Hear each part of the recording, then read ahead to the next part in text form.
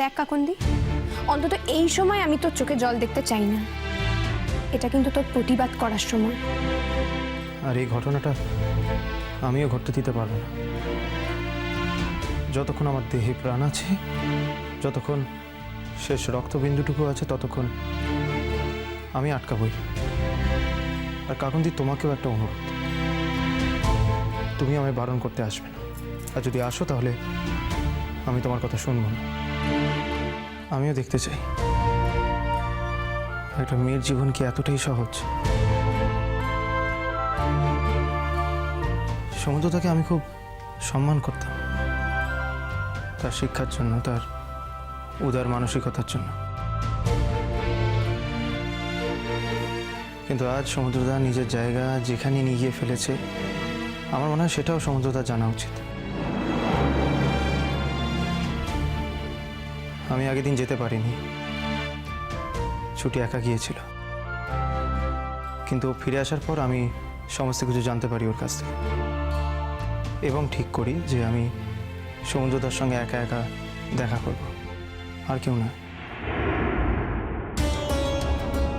শুধু আমি একা, এমনকি ছুটিও না। আমার দিব্যি রইল সর্বজিৎ, তুমি তুমি ওর সাথে দেখা করতে যাবে না, তুমি যাবে না ওর সাথে দেখা করতে। দিদি তুই কি চাস? আমার আর কিচ্ছু চাওয়ার নেই রে ছুটি।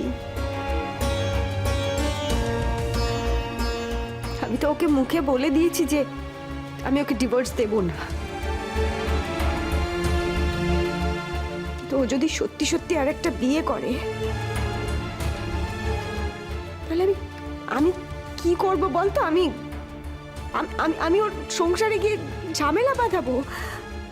আমি আমি গিয়ে বলবো আমাকে আমার অধিকার দাও?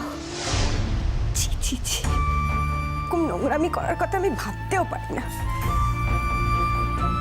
দিদি তুই কি করবি সেটা আমি খুব ভালো করে জানি, আর তুই যে তেমন কোনো কাজ করতে পারিস না সেটা আমার থেকে ভালো কেউ জানে না, বিশ্বাস কর।